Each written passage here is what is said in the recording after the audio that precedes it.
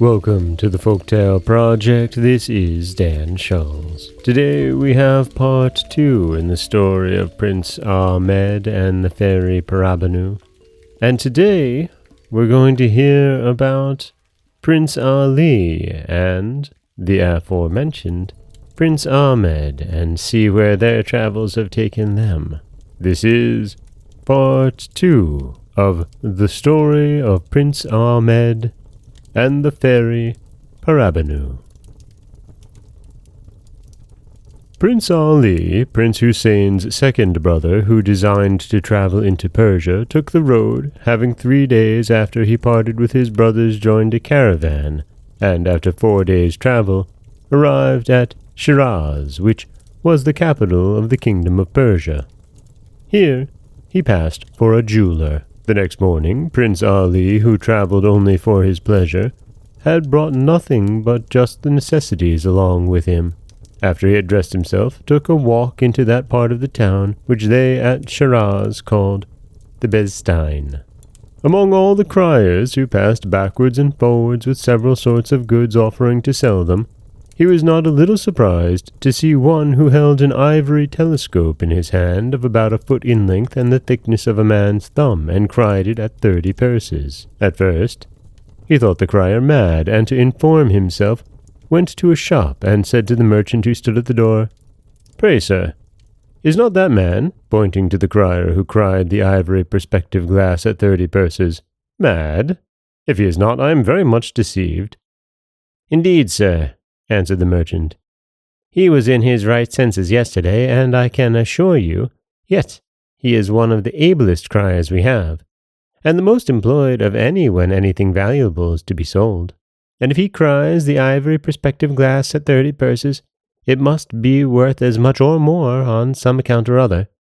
He will come by presently, and we will call him, and you shall be satisfied. In the meantime, sit down on my sofa and rest yourself." Prince Ali accepted the merchant's obliging offer, and presently afterwards the crier passed by.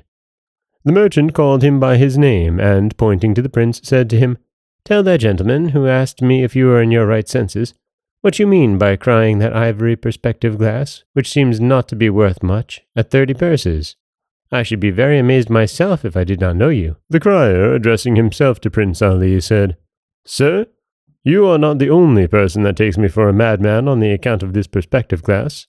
You shall judge yourself whether I am or no, when I have told you its property, and I hope you will value it at as high a price as those I have showed it already, who had a bad opinion of me as you do. First, sir," pursued the crier, presenting the ivory pipe to the prince, "observe that this pipe is furnished with a glass at both ends, and consider that by looking through one of them you see whatever object you wish to behold.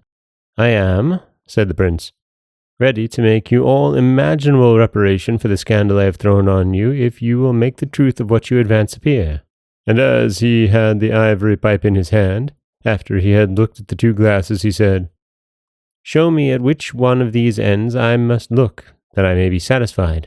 The crier presently showed him, and he looked through, wishing at the same time to see the Sultan his father, whom he immediately beheld in perfect health, set on his throne, in the midst of his council.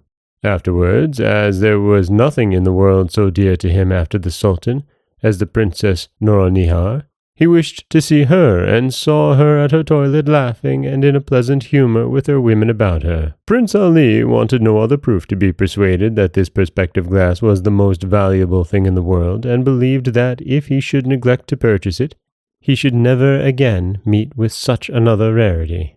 He therefore took the crier with him to the khan where he was lodged, and told him out the money, and received the perspective glass. Prince Ali was overjoyed at his bargain, and persuaded himself that, as his brothers would not be able to meet with anything so rare and admirable, the Princess Noronihar would be the recompense of his fatigue and trouble, that he thought of nothing but visiting the court of Persia incognito, and seeing whatever was curious in Shiraz and thereabouts, till the caravan with which he came returned back to the Indies. As soon as the caravan was ready to set out, the prince joined them, and arrived happily without any accident or trouble, otherwise than the length of the journey and the fatigue of travelling, at the place of rendezvous, where he found Prince Hussein, and both waited for Prince Ahmed.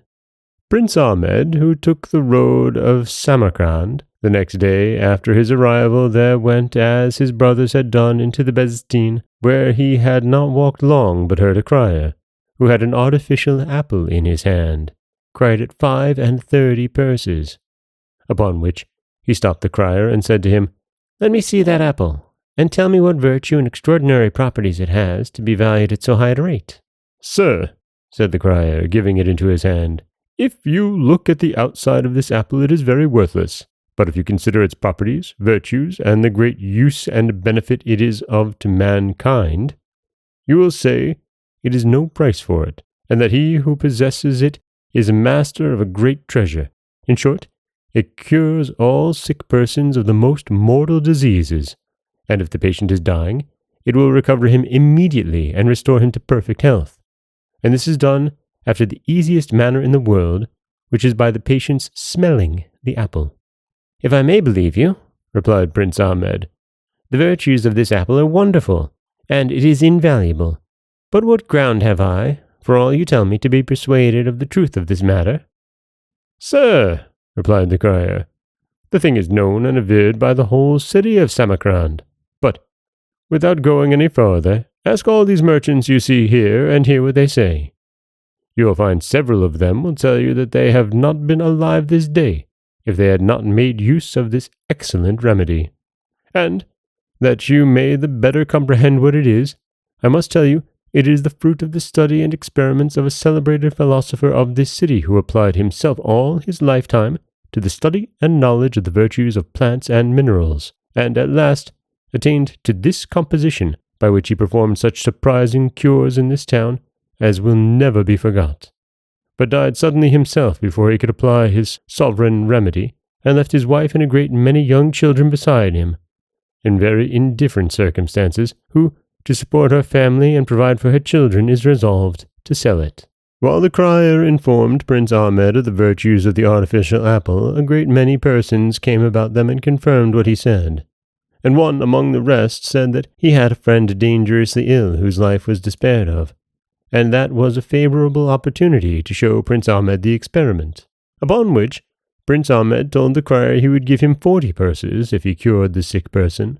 The crier, who had orders to sell it at that price, said to Prince Ahmed, "Come, sir, let us go and make the experiment, and the apple shall be yours, and I can assure you that it will always have the desired effect." In short, the experiment succeeded, and the prince, after he had counted out to the crier 40 purses, and he had delivered the apple to him, waited patiently for the first caravan that should return to the Indies, and arrived in perfect health at the inn where Princes Hussein and Ali waited for him. When the princes met, they showed each other their treasures, and immediately saw through the glass that the princess was dying. Then they sat down on the carpet, wished themselves with her, and were there in a moment. And that is the end of part 2 of the story of Prince Ahmed and the fairy Paribanou. And we see all 3 princes have their miraculous discoveries to bring back to their father the Sultan in a quest to win the hand of the princess.